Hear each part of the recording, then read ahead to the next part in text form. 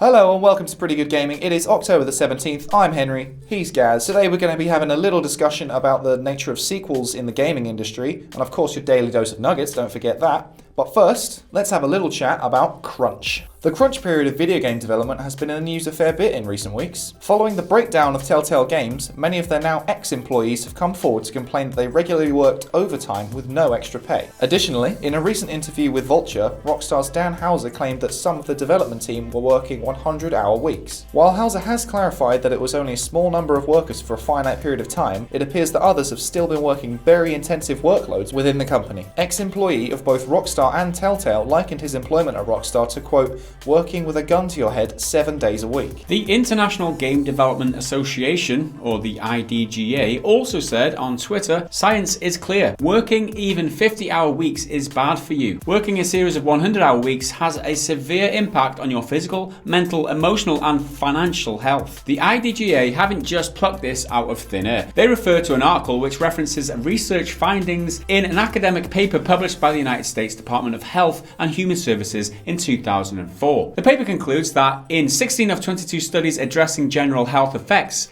overtime was associated with poorer perceived general health, increased injury rates, more illnesses, or increased mortality. Be sure to check the description below for links to the study. Japanese industry veterans Sega have reportedly been taking steps to reduce this crunch period, apparently eliminating 80% of long overtime hours in their war on crunch. Excessive overtime is a problem that seems to be widely reported around ex-AAA staff, particularly around Rockstar. And this begs the question, should the games industry be unionized? Well, Reddit users seem to think so, with a recent thread titled "It's Time Video Game Makers Unionize" receiving over 14,000 upvotes at the time of recording. Amy Hennig of Uncharted fame is an outspoken critic of the crunch culture that we're seeing in video games, previously comparing AAA games development to unwinnable arms races back in October 2016. However, she isn't entirely in favour of unionization. I'm not in favour of She isn't entirely in favour of unionisation, stating, back in June, I don't think unionising is actually the answer, because most people do it out of passion for what they're doing. They need to be protected by the people that are running the studios and the projects to make sure that crunch is discouraged. She believes unions are not the way to go, and that production managers should bear the responsibility. But is moral obligation really enough? So this whole conversation around crunch in games has been kicked up again recently because of this interview with Dan Houser of Rockstar fame. Him saying, obviously, 100-hour weeks is what we're doing at Rockstar. That's awesome, that, isn't it? We're doing 100-hour weeks, don't you know? And people are like, hang on, you shouldn't be bragging about that. That's bad. You shouldn't be popularizing this notion that crunching in that way is good at all. So he was like, oh, hang on a minute, that was just 4 of us in the writing department. It was just us. It wasn't the whole Rockstar development team. So that kind of didn't appease everybody. Loads of people still talking about this crunch issue now because, I think it's a great conduit or a great catalyst for having these conversations and raising this issue to the general public, because people might not realise that devs are being made to work under these conditions, which in a lot of cases are total... Do you mind? Trying to make a video here. We have covered this many times in the past where we've heard horror stories of game developers having to sit in diapers at their desks because they weren't allowed to go to the toilet or weren't allowed restroom breaks or whatever. The problem is, of the people who do agree crunch is a bad thing, they don't all agree on what the solution is. Unionization has been put forward by a lot of people. However, people like Amy Hennig are saying that unionization isn't the solution, that people need to be a little bit more conscious. I'm not sure that works as a solution because it relies on people being moral, right? It relies on people having a conscience, which, when money's involved, conscience goes out the window. Yeah, it's easier said than done, isn't it? Saying, the people in charge need to be the ones to implement the change. But if there's nothing legally forcing them, when the actual ground level employees can step out and be like, no, I'm not doing this until you address our concerns. It seems like the only people who are actively against unionization are these higher ups, the top corporate figureheads who they're kind of out of touch with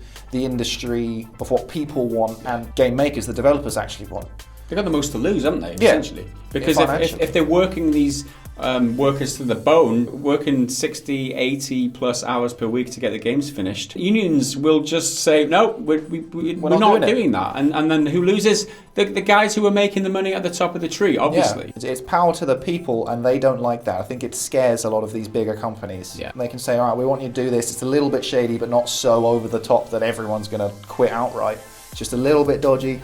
Then a union can come in and be like, well, no, we're not standing for any of this crap. With Red Dead Redemption 2 coming out next week, by the time that's out, a lot of people are just going to have forgotten, oh, Rockstar were being dodgy and having these crazy working hours for certain members of the team. People are, oh no, Red Dead's just amazing. We can't brush this stuff under the carpet and deny it and look away from it. It needs to be addressed. Even if you don't think that Rockstar have done a real bad thing with Dan Houser just saying it was just 4 people, this issue is not going to go away with Red Dead Redemption. However, bad headlines for Red Dead Redemption 2, right? A lot of people think that Rockstar are one of the better developers out there, and they hold them in high regard. These bad headlines are not going to do them any good at all. Yeah, it's only one of a handful of bad stories to come out around Red Dead. They might want to really start addressing these things. Yeah, the other being the pre-order bonus bullshit. Pre-order bonuses. Locking content behind a pre-order bonus, which is bullshit. I mean, I love the game and I love what Rockstar have done in the past, but that is bullshit, okay? That has to be called out no matter whether you love Rockstar or not. It's interesting to me, like, how many more of these PR nightmares are they going to be able to absorb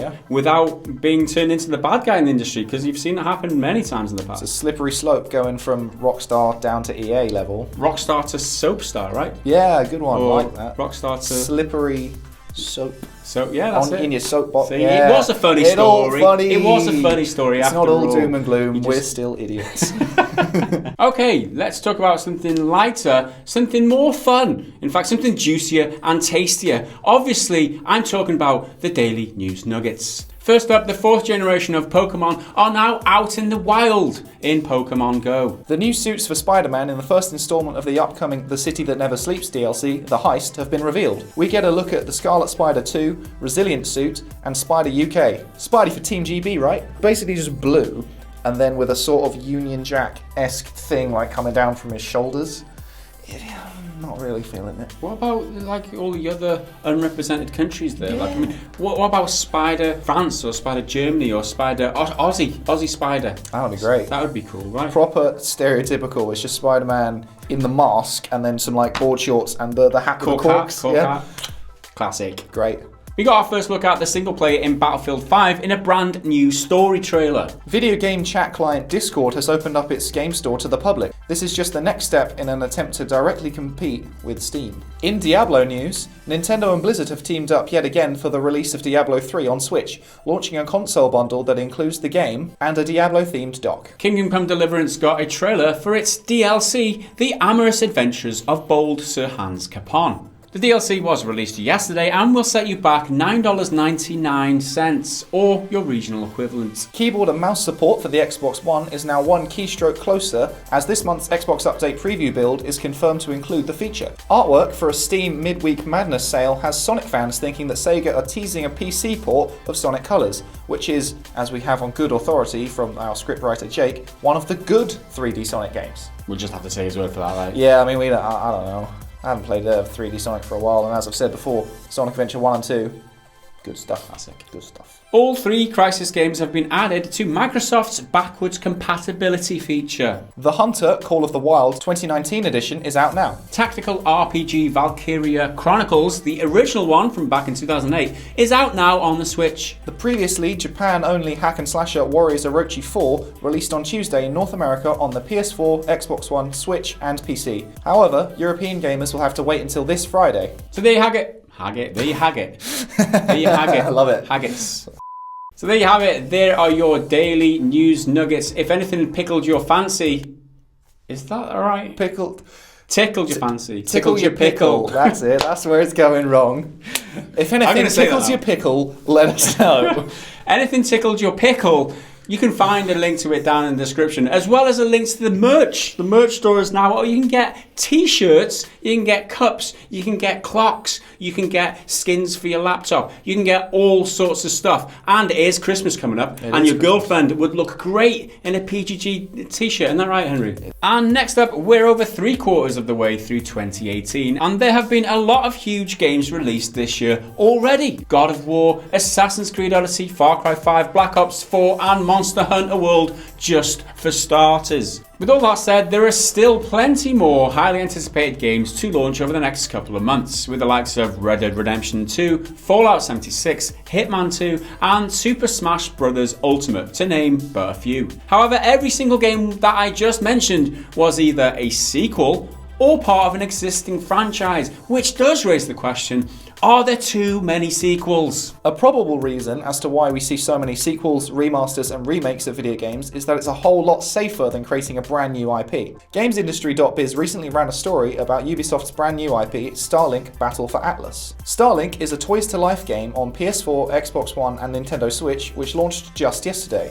Slap bang in the middle of all other major releases. It has all the makings to sell well, what with the Star Fox crossover, promising reviews, and the lack of any toys-to-life competitors. However, it being a brand new IP means that it runs the risk of launching without an established dedicated player base and widespread brand awareness. So we all know why every single year we get the same franchises releasing the newest iteration of their already existing game world. It's because they can sell that shit, like Assassin's Creed, Call of Duty, Battlefield, all those games come every single year. Why? Because they can sell it and everyone's going to buy it, because those filthy casuals, not just the filthy casuals, other people enjoy them too. So in terms of business, it's great, but it's good business. It's a good business decision to bring a product to market that people already identify with, people already know what they're going to get, they know they're going to sell. So from a business corporate point of view, it makes a lot of sense. However, from a gamer's point of view, we don't want the same shit every single year. Some people might, the filthy casuals, we've already covered that, but other people who are looking for something more creative, something more arty, or something different, just give us something fresh, something different. Indie games is a great place to find this new inventive, creative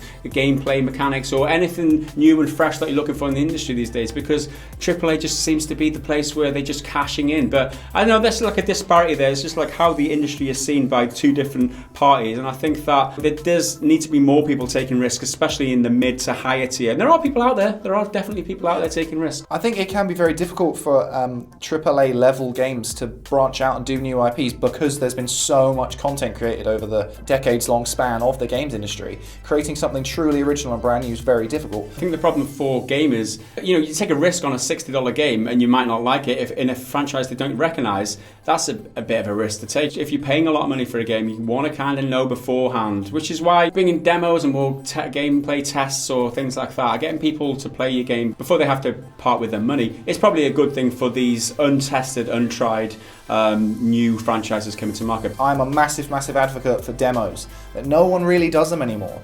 I remember you'd buy an issue of Xbox magazine and you'd get a demo disc and you'd have a bunch of different game demos of different genres as well. You'd have shooters, open world stuff, driving, racing games. And that was great. A buffet of different things. You don't know if you like it, but it's a little taster. You don't have to commit to it. It's all right, I might not like this shrimp or whatever. It's thinking you're that's horrible, I won't play that again. But at least you tried. Exactly. If you do like it, you might find something that you really love. So I downloaded the demo of Dying Light when that came out a few years ago, and I played the hell out of that. And I think that's the same for a lot of people. If you get that little taster that inspires you to be oh yeah, you know what, maybe I will invest in the full thing. That's it for your daily dose of gaming news. We'll be back again tomorrow. Just a quick PSA to let you guys know that this show is almost completely funded by Patreon and the support that we get on Patreon. If you guys love the content that we bring and want to support the channel going forward into the future, head over to Patreon, check out some of the awesome rewards that you can get. But that is enough talking from us for another day. We'll be back tomorrow. Hit the bell if you want to be notified when the video goes live. We'll see you then. Bye for now.